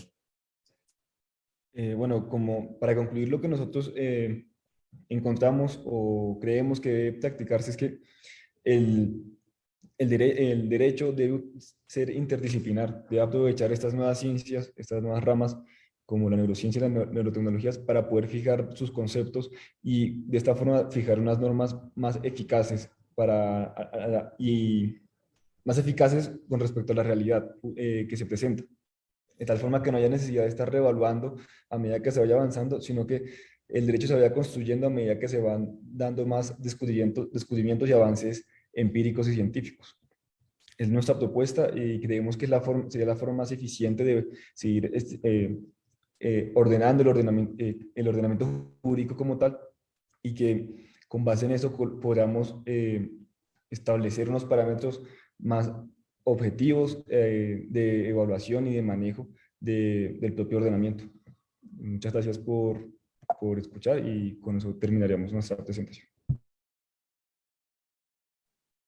Muchas gracias, Miguel, Moisés y doctora Silvana, por su intervención. Ha sido muy pertinente para ampliar la perspectiva y sobre todo la comprensión de lo que se avecina, de los retos que pues vienen con este proyecto. Y nuevamente les agradecemos por su participación.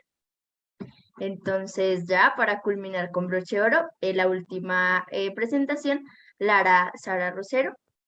Adelante, Sara, tienes la palabra. Muchas gracias, Mariana. Bueno, pues antes que nada, agradecer de parte de la línea de neuroderechos a todos los que se han mantenido conectados hasta ahora.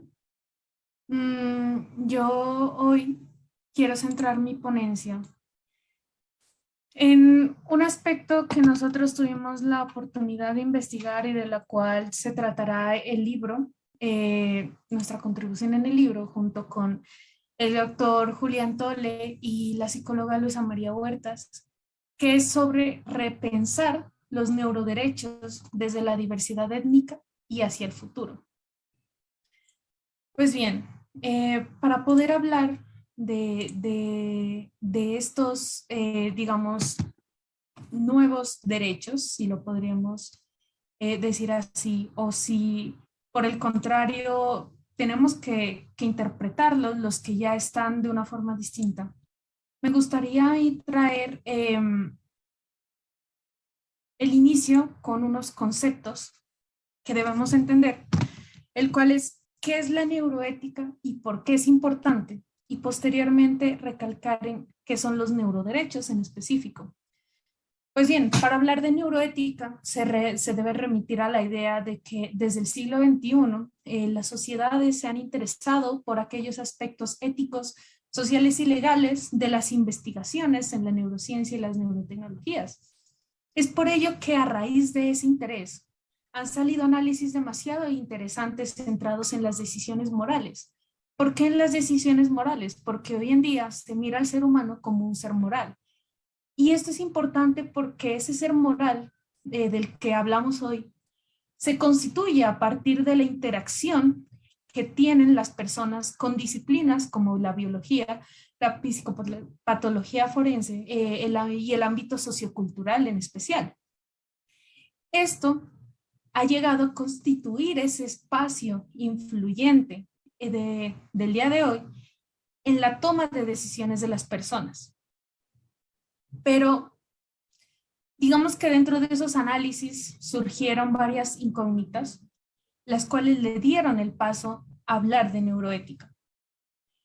La neuroética, definida por muchos como aquel espacio de reflexión e investigación de los impactos, es una rama o un campo difícil de definir. ¿Por qué?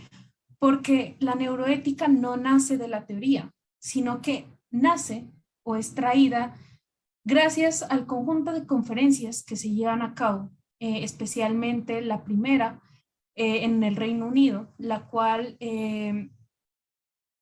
trajo a un conjunto de expertos en el campo entre biólogos, científicos, abogados, filósofos y demás, para llegar a esa preocupación que se plantea hoy en día de las investigaciones. Es por eso que por muchos ha sido definida como un campo que aún no se puede descifrar. Posteriormente están los neuroderechos, los cuales han sido definidos generalmente como las prerrogativas dirigidas a dar respuesta a las amenazas constantes de las personas dentro de la sociedad, a su dignidad humana, y que estos son los que van a garantizar el mínimo de condiciones óptimas de la vida. ¿Por qué nacen estos neuroderechos? A mi parecer, porque estamos en una sociedad que gracias a la globalización se encuentra en un estado cambiante. Si la sociedad está en un estado cambiante, por ende los intereses también cambian. Entonces, ¿cómo hablamos de diversidad y por qué es importante esto? Porque la neuroética es la que va a constituir el cómo lo vamos a hacer. Entonces, entremos en materia. Me gustaría empezar definiendo la diversidad cultural como aquel principio que reconoce y legitima las diferencias culturales entre diversos grupos humanos, así como su existencia, la convivencia e interacción entre las diferentes culturas dentro de un mismo espacio geográfico. Pues bien, la diversidad cultural es un concepto demasiado importante dentro de este campo porque, como lo dije anteriormente, se debe entender al cerebro como un órgano que funciona dependiendo de la cultura y las visiones, y eso es lo que lo determina. Aparte de eso, cuando uno entiende que el cerebro interactúa con la diversidad, se responde al qué somos, a esa pregunta que ha llevado a incentivar las investigaciones. Y esa pregunta del qué somos debe llevarse a una respuesta enmarcada en la neuroética. La neuroética como aquel diálogo, aprobación y análisis de los riesgos y las discusiones que se enfrentan hoy en día. Entonces, también entra aquí para hablar, digamos, de las comunidades indígenas a las cuales me haré referencia en específico más adelante. Sin embargo, quisiera también mencionar aquí el concepto de cosmovisión, el cual es ese conjunto de ideas y prácticas que moldean la existencia humana y que surge por los miembros de una comunidad al combinar sus nociones sobre el medio ambiente en el que viven y su cosmos donde sitúan la vida. Pues bien, ¿qué se ha planteado hasta hoy en día respecto a la diversidad o qué podemos encontrar? En inicio, debo mencionar que los mayores avances o las mayores regulaciones están en Europa. La Unión Europea ha planteado esto del Responsible Research and Innovation, o el RRI, el cual ha sido definido como un enfoque que anticipa y evalúa las posibles implicaciones y expectativas de la sociedad con respecto a la investigación y la innovación, con el objetivo de fomentar el diseño de la investigación y la investigación inclusivas y sostenibles. Pues bien, como podemos encontrarlo dentro de su definición, es aquella interacción de los actores de la sociedad para llegar a los resultados que incluyan las expectativas, los valores y las necesidades que tiene la sociedad de hoy en día. El Responsible Research and Innovation se basa en distintos elementos que lo constituyen, el cual es la participación pública, el acceso abierto, el género, la ética y la educación científica. Sin embargo, cuando uno habla de diversidad, a mi parecer, es muy importante este primer elemento, el cual es la participación pública. La participación pública hay que entenderla como aquel compromiso de creación con el público y la sociedad civil, convirtiéndose en ese mecanismo adecuado de incorporar la mayor diversidad posible de personas que generalmente no tienen contacto con la tecnología y la ciencia. En otras palabras, podríamos decir que la participación pública lleva a ese diálogo necesario para las políticas de los estados, para el colectivo, para las industrias, las ONG y el entendimiento sobre todo de los ciudadanos. Pero ese entendimiento debe entenderse como un entendimiento común, como un entendimiento que abarque todas las perspectivas sociales, en este caso de Iberoamérica. Pues bien, así encontramos como proyectos de mapeo mental, como el Human Brain Project, ha acogido este Responsible Research and Innovation y lo han marcado dentro del marco ético. El marco ético de este proyecto se constituye con la anticipación, la reflexión, el compromiso, interacción y la acción. Pues bien, la anticipación debe entenderse como aquel análisis e identificación de las preocupaciones éticas y sociales potenciales. La reflexión como aquel análisis de conceptos y un enfoque sociológico que trae la incertidumbre, los objetivos y las motivaciones. El compromiso e interacción como aquel diálogo con las comunidades que se basa en entender las prioridades mediante la interacción abierta y transparente. Y la acción como aquella estrategia que promueve el bien social. Y la prevención, la reflexión conceptual, el compromiso y la interconexión. Pues bien, el Human Brain Project nos ha traído un concepto de neuroética bastante interesante, el cual se anticipa a la discusión que se puede plantear respecto a la diversidad y el cual constituye una disciplina que gira en torno a 3 ramas, basadas en la neurobioética, la ética empírica y la neuroética conceptual. La neurobioética, la cual es entendida bajo temas como el consentimiento informado, la ética de la investigación, la privacidad, el respeto por la autonomía y demás. La ética empírica, como aquel conjunto de estudios que se utilizan para entender cómo los seres humanos razonan moralmente. Y por último, y también importante, la neuroética conceptual, que es ese enfoque que se ocupa de las cuestiones prácticas aplicadas, pero además para entender los conceptos diversos que pueden ser malentendidos dentro de las poblaciones, dado que si no se tienen claros los conceptos de lo que se está hablando, no hay una efectiva neuroética y por ende no va a haber una efectiva regulación. Pues bien, entonces, ¿en dónde está el problema? ¿Y a dónde quiero llegar?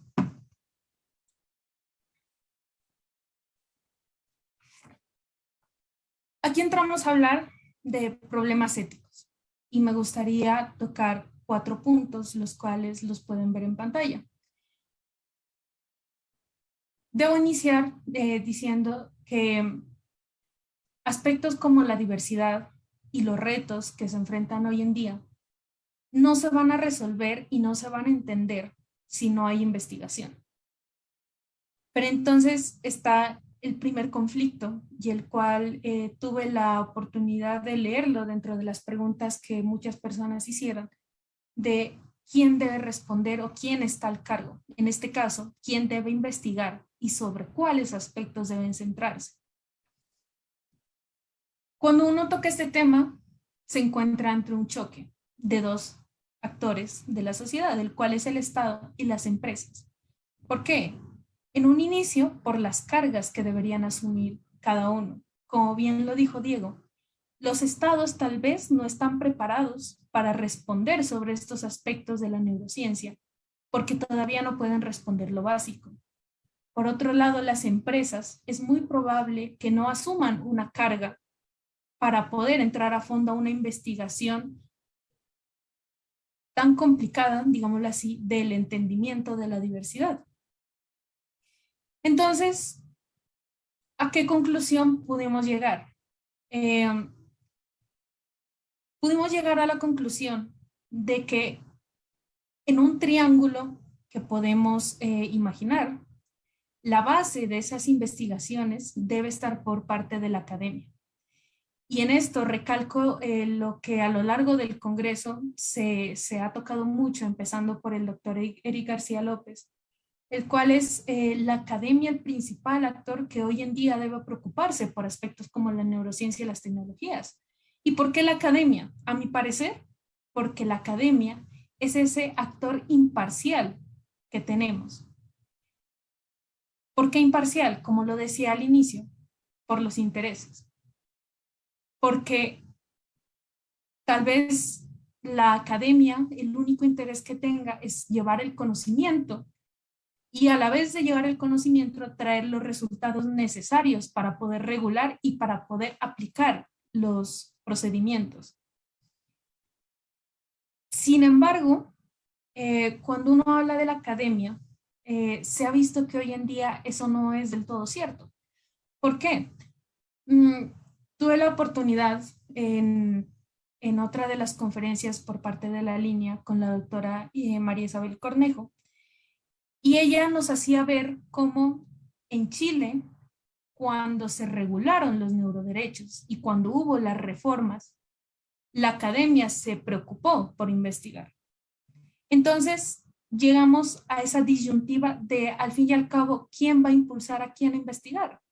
Porque si nosotros estamos planteando aquí que debe ser la academia la que investigue, pero en la práctica se ha visto que son los estados los que lo impulsan, va a llevar al problema ético que hoy quiero plantear. Cuando uno regula los neuroderechos, ¿son suficientes para un contexto diverso? ¿Son tomados en cuenta todos los grupos diversos? Toda esta investigación, que es un poco utópica, digámoslo así, a mi parecer debe centrarse en unos aspectos importantes, los cuales quiero plantear como un ejemplo ilustrativo, el cual es que la teoría en la práctica solo es implementada aquel grupo de consumidores activos en la actualidad, que se puede relacionar aproximadamente en un 32% de la población, confrontado a un 68% restante que aún no tiene entrada a la neurociencia y a los proyectos de mejora neurocognitiva. Sin embargo, digamos que el error está ahí en que ese porcentaje restante que todavía no tiene acceso queda en el olvido y las políticas públicas de los estados y el manejo de las empresas solo se centran y se conforman con el lado del consumo activo. Es por eso que se toca la diversidad como el problema que hoy en día debe tenerse en cuenta. Entonces, ese 68% restante es lo que a mi parecer constituye el discurso global o el diálogo que se debe tener hoy en día. Entonces llegamos a la pregunta que está ahí, de nuevo, si los 5 neuroderechos son suficientes para un contexto diverso. Y para responder a ello, debo mencionar que probablemente, como muchos lo han mencionado hoy en día, estamos ante un nuevo intento de imperialismo. ¿Por qué? Porque si bien el imperialismo históricamente se basó en, digamos, la sed de las riquezas de los bienes que en ese tiempo se podían dar, hoy en día el nuevo imperialismo puede estar dado por la globalización hacia las personas, por ese intento de hacer una sociedad homogénea, como bien lo mencionaba Diego. Y la heterogeneidad se queda por fuera.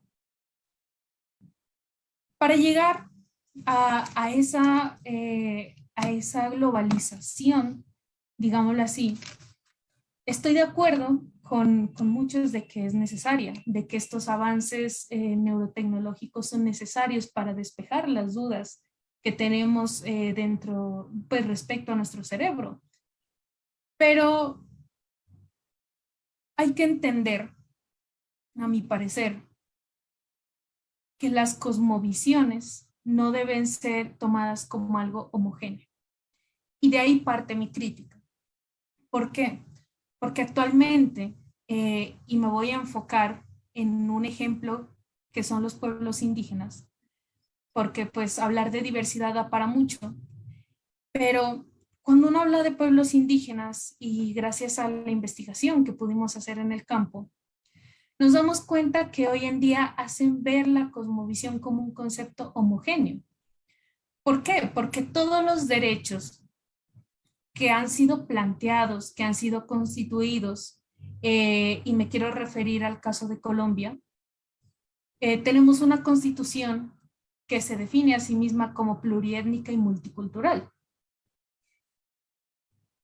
Pero al hablar con varios líderes indígenas pertenecientes a estos pueblos, nos han hecho entender de que para ellos todavía no hay una identificación con el Estado sobre el reconocimiento de su identidad. Y esto se da gracias a que se imponen unos derechos que tratan de ser encajados a la fuerza, diría yo, dentro de unas cosmovisiones que no son tomadas en cuenta. Cuando yo me refiero a esto, quiero poner un ejemplo para hacerme entender mejor, de que si uno quiere hablar de derechos efectivos, que no se queden solo en el campo de lo formal, sino de lo material, debe tenerse en cuenta que si en un país hay 68 grupos indígenas, por ende hay 68 cosmovisiones diferentes. No hay una cosmovisión homogénea, porque la cosmovisión, como bien lo mencioné antes al hablar del concepto, son todos esos elementos que hacen que se identifiquen los pueblos, que hacen que constituyan la integridad y la identidad. Entonces, los derechos no pueden llegar a intentarse encajar cuando no se entienden los aspectos que identifican e integran a las comunidades. Y ese es uno de los problemas de los neuroderechos. Entonces, ¿por qué?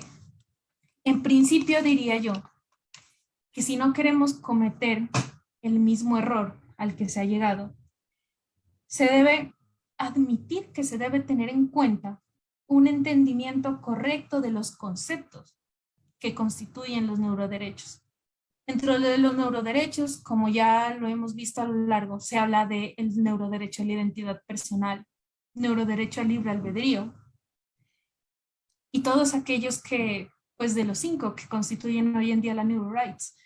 Pero, ¿qué se debe entender por libre albedrío respecto a la diversidad? Si hablamos de pueblos indígenas, no podemos hablar de libre albedrío entendido como el concepto en un mundo de Occidente, porque si bien el libre albedrío dentro del occidental se constituye como aquella libertad de las personas en la toma de decisiones y pensamientos, Dentro de las comunidades indígenas, todavía se sigue el concepto de jerarquía. Entonces, las decisiones que se tomen de una persona va a depender de la jerarquía que tenga. Y entonces, ¿por qué hablar de libre albedrío para ellos? Hablar de identidad personal. Cuando uno habla de identidad personal, se debe hablar necesariamente de diversidad. Y haciendo referencia a varias entrevistas que he tenido la oportunidad de ver, la diversidad hoy en día es un problema que ellos lo entienden como la diversidad de cerebros entre países. Entonces, la diversidad está vista como que el cerebro de una persona de Asia, pongámoslo así, no es igual a la diversidad que tenga el cerebro de una persona de Latinoamérica. Obviamente, pero sin embargo se está dejando lo que decía anteriormente, el 68% restante, que son estas comunidades.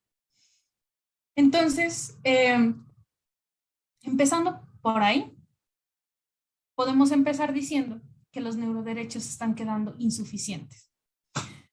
Posteriormente, también quiero recalcar un choque que podría presentarse en la salud, dado que si en realidad se encuentran la cura a las enfermedades las cuales plantean estos proyectos, puede haber un choque con la medicina ancestral. Nosotros tuvimos la oportunidad de hacer una entrevista con una médico ancestral del Cabildo y ellos recalcan mucho en que todavía hay la creencia, digamos, de aspectos como el mal de ojo. Entonces, el Estado no está preparado para afrontar este choque. ¿Por qué? Porque todavía no se puede regular lo básico. En el aspecto de Colombia, se da ese choque cuando hubo el intento de implementar la ley del sistema de salud mixto, que hoy en día todavía no lo está.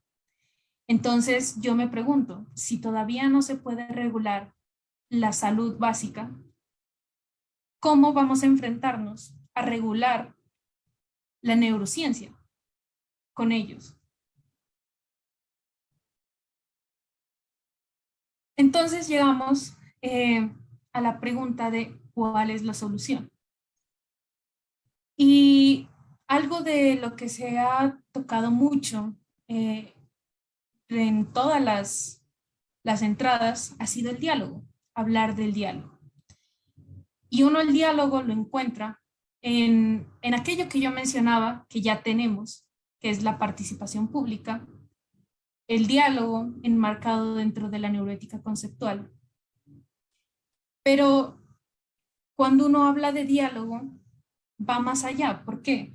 Porque si uno quiere un diálogo que reúna todos los problemas que se pueden traer hoy en día, deberían reunirse a los líderes de cada comunidad para llegar a un consenso sobre ese tema.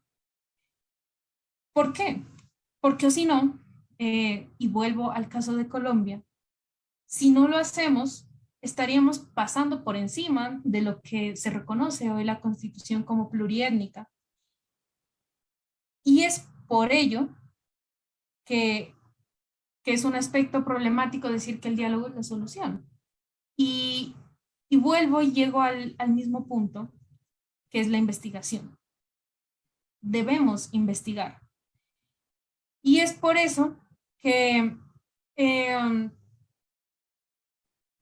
investigación que se debe hacer como género debe tener entonces al diálogo como especie, pero ese diálogo concentrado con todas las perspectivas multiculturales.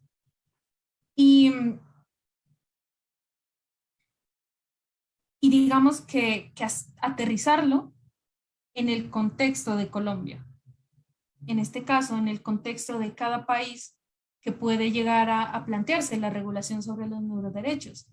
Si eso no se hace, entonces yo estaría llegando a la misma conclusión de la que me he referido desde el inicio. Los neuroderechos se estarían quedando insuficientes. Insuficientes porque quieren hacer ver una sociedad homogénea, a los cuales se van a implementar proyectos que a futuro pueden tener los riesgos de homogenizarnos, y todo aquello que constituye la diversidad no va a ser tenida en cuenta.